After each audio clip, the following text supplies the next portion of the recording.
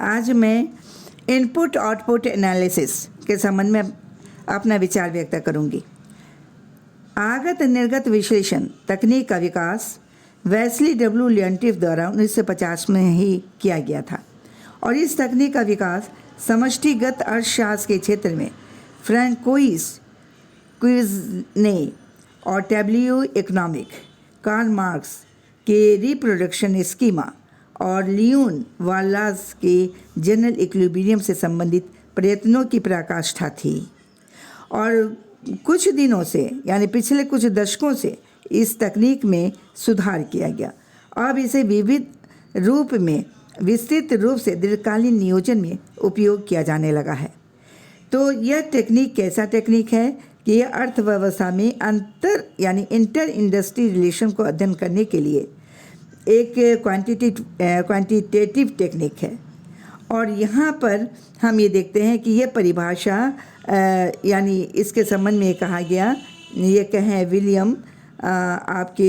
William J बाउमोल के अनुसार input output analysis वास्तविक उत्पादन के विश्लेषण में समान संतुलन स्थिति को समझने का प्रयास का ही नाम है। यानी इनपुट आउटपुट एनालिसिस जो है वो वास्तविक उत्पादन के एनालिसिस में समान संतुलन यानी जनरल इक्विलिब्रियम की स्थिति को समझने का प्रयास का ही नाम है। तो इस तरह से हम ये देखते हैं कि इस एनालिसिस के कई लक्षण हैं। ये आंशिक संतुलन स्थिति पर लागू नहीं होता। यह अर्थव्यवस्था में विभिन्न क्षेत्र उप क्षेत्रों और उद्योग के परस्पर अंतर्निर्भरता की खोज करता है यानी इंटरडिपेंडेंसी की खोज करता है। और इस प्रकार हम ये देखते हैं कि उदाहरण के लिए मान लीजिए कि एक स्टील मिल है और यानी उसका अपना आगत कोयला खान उद्योग से प्राप्त होता है। कोयला खान उद्योग इंजीनियरिंग उद्योग से मशीनरी खरीदता है जो कि स्टील इंडस्ट्री से मशीनरी का उत्पादन करने के लिए आगत खरीदता है। फिर भी जनरल आपका इक्विलिब्रियम थ्योरी के विपरीत इस एनालिसिस में संतुलन प्रणाली का स्वरूप उत्पादन फलन यानी प्रोडक्शन फंक्शन के अलावा और कुछ नहीं होता। दूसरी बात यह है कि इनपुट आउटपुट एनालिसिस का संबंध केवल उत्पादन से होता है जो कि एक नितांत ही तकनीकी समस्या है। और तीसरी बात यह है कि इनपुट आउटपुट एनालिसिस पूरी तरह से प्रयोगात्मक खोज पर आधारित है जो कि इसे वालास और उसी के बाद समान संतुलन संबंधी सिद्धांतकारों की सैद्धांतिक विचारधारा से पृथक करता है। क्योंकि इस विधि का संबंध तथ्यों से है इसलिए यह आम समान संतुलन सिद्धांत की तुलना में सरल है और कार्य क्षेत्र में संकुचित है। तो इनपुट आउटपुट एनालिसिस इसमें हम देखते हैं कि इसका टेबल कैसे बनता है, इनपुट आउटपुट टेबल। तो इनपुट आउटपुट टेबल के अंतर्गत हम ये देखते हैं कि इसके मुख्य ढांचे को इनपुट आउटपुट यानी टेबल की संरचना की सहायता से इसको दिखाया जाता है, जिसमें है आपका अंतर उद्योग सौदा क्वाड्रेंट, मूल्य जोड़ क्वाड्रेंट और इस तरह से प्रत्यक्ष साधन क्रय क्वाड्रेंट। तो यहाँ पर अंतर उद्योग क्वाड्रेंट विभिन्न क्षेत्र और उद्योग को पंक्तियाँ यानी रोज़ में रखा जाता है, पंक्ति में रखा जाता है, जैसे 1 to n। उसी तरह से उत्पादकों के रूप में स्तंभ जो बनते हैं, कॉलम बनते हैं, वो भी बनेगा 1 to n। और इस तरह से हम देखते हैं कि इंटर इंडस्ट्री क्वाड्रेंट हमेशा एक क्या होता है, स्क्वायर मैट्रिक्स होता है, स्क्वायर मैट्रिक्स। और अंतिम प्रयोग क्वाड्रेंट यह दिखाता है कि प्रत्येक क्षेत्र का आउटपुट प्रायः उसी रूप में अंतिम प्रयोग में लाया जाता है और इसे दोनों निजी उपभोक्ता और निवेशक या सरकार द्वारा उपभोग और निवेश के लिए खरीदा जाता है और उसे देश से निर्यात भी किया जाता है। तो एक क्षेत्र के अंतर यानी इंटर इंडस्ट्री क्वाड्रेंट में दूसरे क्षेत्र के मध्यवर्ती वस्तु के रूप में बेचा गया निर्गत और अंतिम प्रयोग क्वाड्रेंट में बेचे गए निर्गत का यानी हॉरिजॉन्टल समेशन जो है यानी क्षैतिजिक जोड़ उस क्षेत्र के कुल उत्पाद को बताता है। तो मूल्य जोड़ क्वाड्रेंट 1 से n तक प्रत्येक कॉलम और आपका फैक्टर इनपुट्स जैसे भूमि, श्रम, पूंजी आदि की प्रत्येक क्षेत्र द्वारा निर्गत का उत्पादन करने के लिए प्रयोग की गई मात्रा को दिखाता है।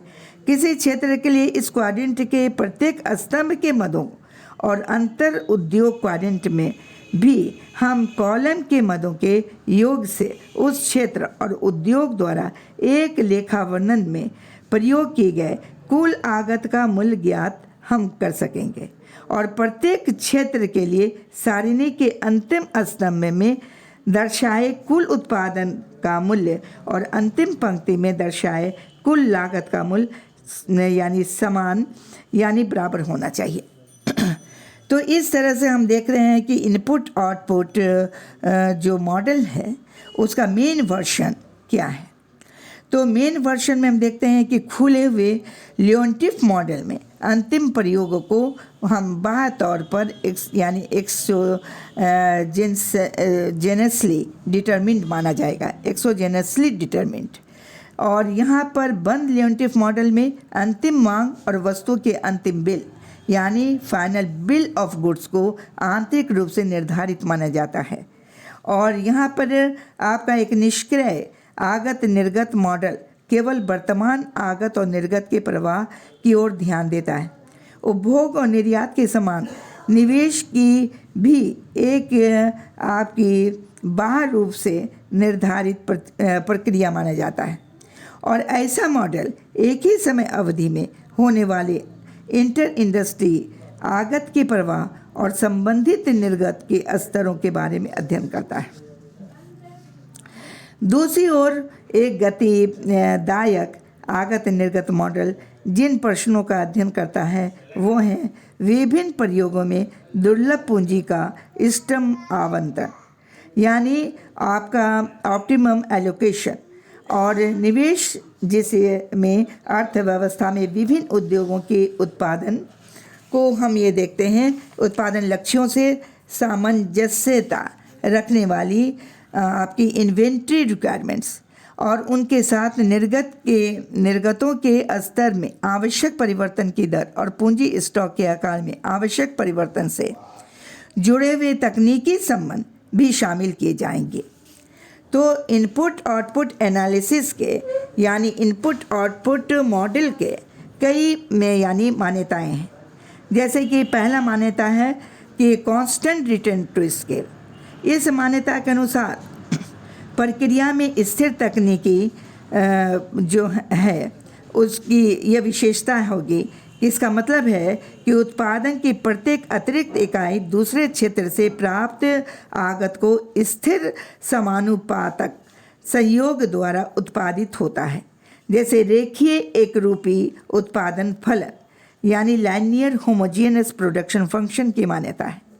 और दूसरा यह है कि यह मान्यता पहली मान्यता का ही यानी उपभाग है और इसका भाव है कि प्रत्येक उद्योग में एक वस्तु का उत्पादन करने की केवल एक ही विधि है और यानी एक वस्तु के उत्पादन का स्तर प्रत्येक आगत के विशेष स्तर को डिटरमिन करेगा।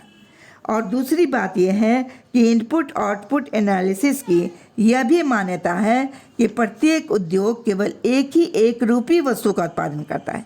यह मान्यता इसलिए रखी जाती है कि संयुक्त वस्तु की विभिन्न अंशों में लागत और आगत का आवंटन करने की कठिनाई से बचाया जा सके, क्योंकि आगत और निर्गत तकनीक का मुख्य उद्देश्य आगत कोफिशिएंट्स को विश्लेषणात्मक उपकरण के तौर पर प्रस्तुत करना है। इसलिए संयुक्त वस्तु के होने से इन यानी कोफिशिएंट्स के परिकलन में समस्याएं पैदा हो जाएंगी।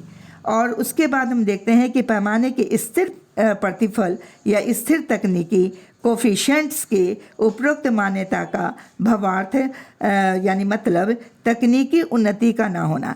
अगर तकनीकी उन्नति अमुक साधन पक्षीय है तो उससे साधन प्रतिस्थापन को प्रोत्साहन मिलेगा, जिससे साधन सहयोग में परिवर्तन आ जाएगा। ये बात सही है। जब साधन प्रतिस्थापन को प्रोत्साहन मिलेगा तो साधन के कम्बिनेशन में परिवर्तन आएगा और इसलिए इस विश्लेषण में तकनीकी उन्नति को शामिल नहीं किया जाता। और उसके बाद हम देखते हैं कि पैमाने के स्थिर प्रतिफल की मान्यता के अधीन पैमाने की भीतरी बचत और हानियों के न होने की मान्यता के साथ यह भी माना जाता है कि पैमाने की बाह्य बचतें और हानियाँ भी नहीं उत्पन्न होती, जिन्हें अल्पविकसित देशों में कई बार काफ़ी सीमा तक उत्पादन वृद्धि के लिए जिम्मेदार समझा जाता है। यानी इस विश्लेषण की यह मान्यता है कि उत्पादन में वृद्धि आगत में वृद्धि के अनुपात में होती है। और उसके बाद हम देखते हैं कि स्टैटिक इनपुट आउटपुट मॉडल। तो स्टैटिक इनपुट आउटपुट मॉडल के अंतर्गत हम इसे दो आधार पर देखेंगे।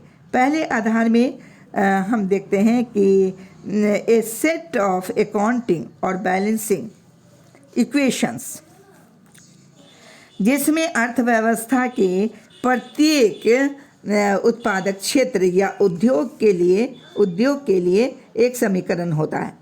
और इस समीकरण से पता चलता है कि एक क्षेत्र जैसे आय का कुल निर्गत उसके द्वारा दूसरे क्षेत्र को बेची गई मात्रा के जोड़ और अंतिम मांगों को पूरा करने के लिए बेची गई मात्रा का योगफल होता है। ऐसा ही दूसरा इक्वेशन यही बात दूसरे क्षेत्र के बारे में बताता है जो सभी क्षेत्रों पर लागू होता है। इसका मतलब यह है कि सभी क्षेत्रों में सारा उत्पादित निर्गत यानी आउटपुट दूसरे क्षेत्रों द्वारा मध्यवर्ती आगत के रूप में और अंतिम उपभोक्ताओं द्वारा उपभोग किया जाता है और पूर्ति सदा मांग के समान होती है।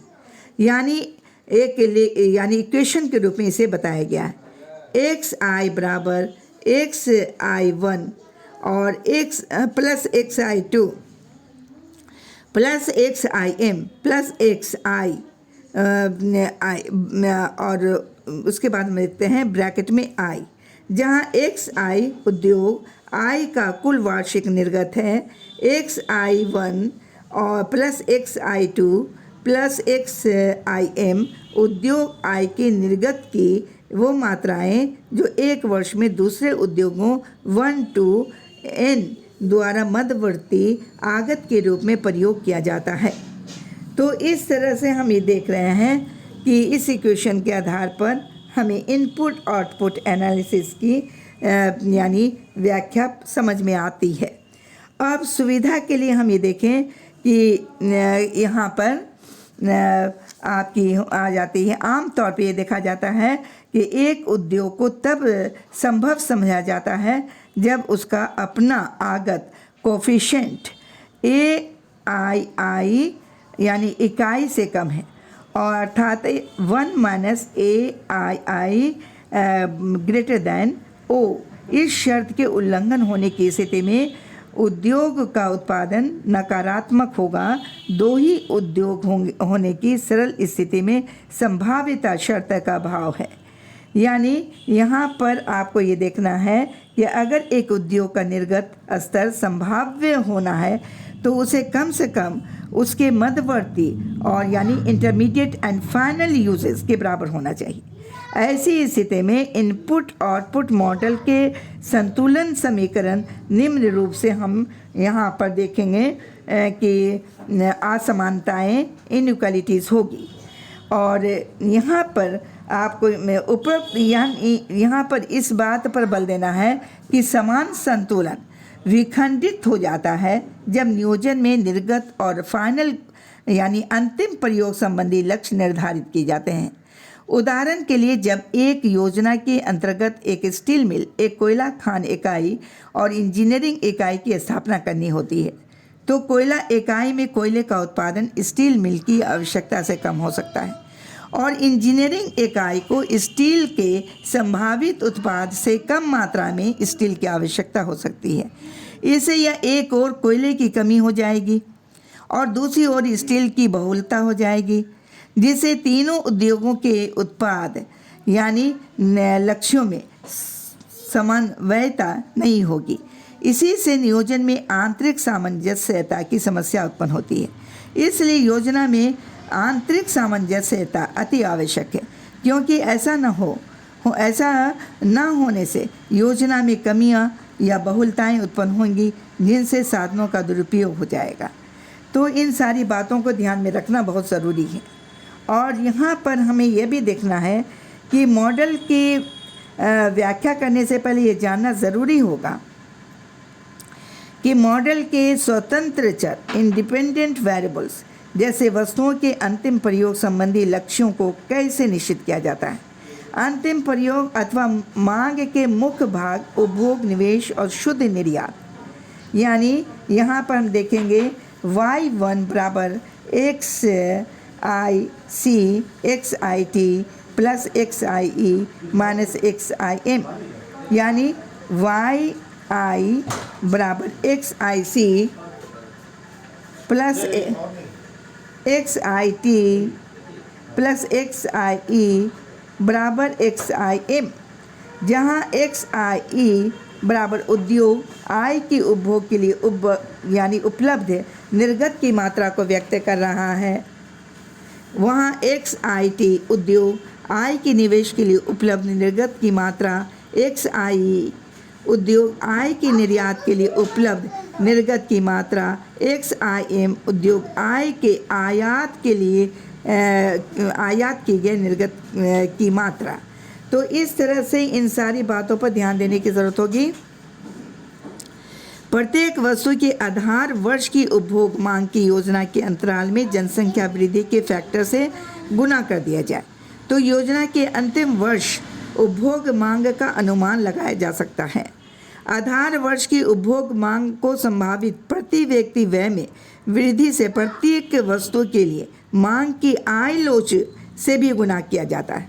उपभोग मांग में कुछ वृद्धि फैशन और उपभोक्ता की रुचि में होने वाले संभावित परिवर्तन के कारण भी हो सकता है। तो निर्यात के संबंध में भावी प्रवृत्ति का आकलन स्वतंत्र सांख्यिकी अनुमानों पर आधारित है। ये आंशिक रूप से योजना काल में सरकार की एक्सपोर्ट पॉलिसी और देश के निर्यात के लिए विश्व मांग द्वारा प्रभावित होती है।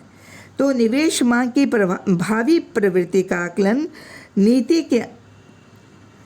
के चयन पर निर्भर करेगा, यानी क्या यह अधिक स्टील, अधिक मशीनरी या अधिक निर्माण संबंधी पदार्थों का उत्पादन करना है और कितना कितना करना है। इन सारी बातों पर ध्यान देने की ज़रूरत होगी।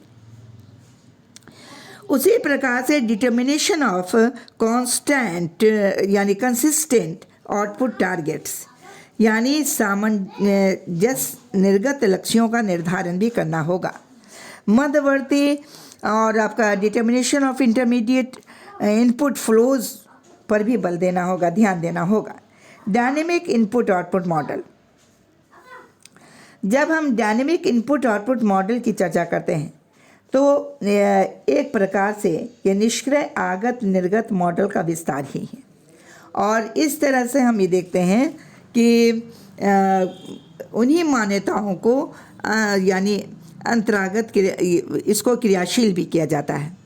और निष्क्रिय मॉडल में एक क्षेत्र या उद्योग के निर्गत के केवल 2 प्रयोगों का ही लिया जाता है, यानी विभिन्न क्षेत्रों में माध्यमिक आगत के रूप में और दूसरे सरकार, निजी उपभोक्ता और निर्यातकर्ता द्वारा अंतिम प्रयोग के लिए। इसके अलावा निवेश को अंतिम मांग का बहावत रूप से निर्धारित यानी इसको अंश माना जाता है और इसे आर्थिक क्रिया यानी इकोनॉमिक प्रोसेस के स्तर से नहीं जोड़ा जाता। और निष्क्रिय मॉडल निवेश निर्णय को उत्पाद उद्देश्यों और क्षमता संबंधी बातों से अलग समझा जाता है। तो यहाँ पर हमको ये देखना है कि नियोजन में गतिशील इनपुट आउटपुट मॉडल की व्यावहारिकताएं क्या हैं। तो विभिन्न उद्योगों के लिए योजना के अंतिम वर्ष के लिए यानी सामंजस्य उत्पाद और निवेश के लक्ष्य के सेट को प्रत्येक उद्योग के क्रमशः पूंजी कोफिशिएंट्स और पूंजी उत्पादन अनुपात के आधार पर निर्धारित करना होगा। निर्गत और निवेश लक्ष्यों को योजना काल पर यानी फेजिंग करना, इसमें 3 चरण होते हैं और इन तीनों चरणों में उसे पूरी तरह से क्या करना होगा, क्रमिक करना होगा, फेजिंग करना बनाना पड़ेगा। तो इनपुट आउटपुट एनालिसिस के क्या लाभ हैं? इनपुट आउटपुट एनालिसिस का कई लाभ है। विकासशील देशों में इनपुट आउटपुट एनालिसिस का व्यवहारिक लाभ देश की आयात की आवश्यकता और भुगतान शेष स्थिति का अनुमान लगाने से है। इसलिए जब एक अविकसित देश के इनपुट आउटपुट टेबल को तैयार किया जाता है तो नियोजक प्रायः इस आधारभूत ढांचे का संशोधित रूप प्रयोग करते हैं, जिसमें आयात की एक पंक्ति और निर्यात के एक स्तंभ के बजाय आयात और निर्यात के विभिन्न वर्गों में अंतर करने के लिए अनेक पंक्तियों यानी रोज का और कॉलम्स का प्रयोग करते हैं। जैसे एक पंक्ति के अनेक उप पंक्तियाँ में कच्चे माल और माध्यमिक वस्तुओं का आयात, पूंजीगत वस्तुओं का आयात, पक्की वस्तुओं का आयात को दर्शाया जाता है और विभिन्न क्षेत्र में प्रत्येक वर्ग की वस्तुओं की आयात आवश्यकता और उनके आयात कोफिशिएंट्स के आधार पर अनुमान लगाया जाता है। तो इसके कई फ़ायदे हैं और आयात प्रतिस्थापन की संभावनाओं का भी पता लगाया जाता है और साथ ही साथ निर्यात प्रोत्साहन के विकल्पों के बीच चयन करने की कोशिश की जाती है। यानी ये तर्क दिया जाता है कि एक अल्पविकसित देश को केवल आयात प्रतिस्थापना की नीति अपनाने के बजाय एक सक्रिय निर्यात प्रोत्साहन और विविधीकरण संबंधी प्रोग्राम को अपनाने पर विशेष बल देना चाहिए। और ऐसी स्थिति में इनपुट आउटपुट एनालिसिस वैकल्पिक निर्यात परियोजना के आय, रोजगार और उत्पादन पर पड़ने वाले प्रभावों और साथ में संभावित विदेशी विनिमय के रूप में कमाई का मूल्यांकन करने में भी बहुत सहायता करता है। तो रोजगार का स्तर इनपुट आउटपुट एनालिसिस से अर्थव्यवस्था में कुल निर्गत और अंतिम मांग में परिवर्तन का औद्योगिक रोजगार के स्तर पर पड़ने वाले प्रभाव का अनुमान लगाया जा सकता है। और साथ ही हम ये जानते हैं कि अर्थव्यवस्था के प्रत्येक क्षेत्र या उद्योग का श्रम कोफिशिएंट्स अथवा श्रम उत्पाद अनुपात को दर्शाते हैं। इसलिए आई का इन्वर्स यानी आई उत्पादन श्रम अनुपात अर्थात उद्योग में श्रम की औसत उत्पादकता को प्रकट करता है। विकास नियोजन का एक महत्वपूर्ण कार्य श्रम की वर्तमान निम्न उत्पादकता को सुधारना है। तो इनपुट आउटपुट एनालिसिस अल्पविकसित देशों में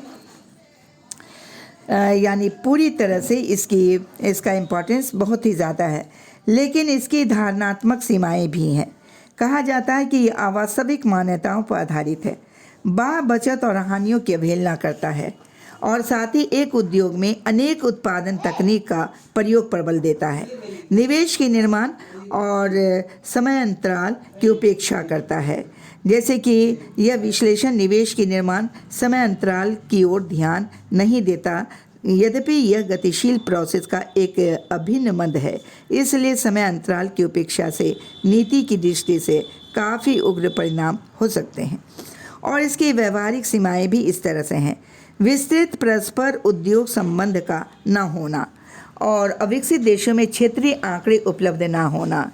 यानी इनपुट आउटपुट टेबल के निर्माण के लिए बड़ी मात्रा में क्षेत्रीय आंकड़ों की ज़रूरत होती है, लेकिन अविकसित देशों में उद्योग स्तर के आंकड़े प्राय उपलब्ध नहीं होते और जो उपलब्ध होते हैं वो विश्वसनीय नहीं होते।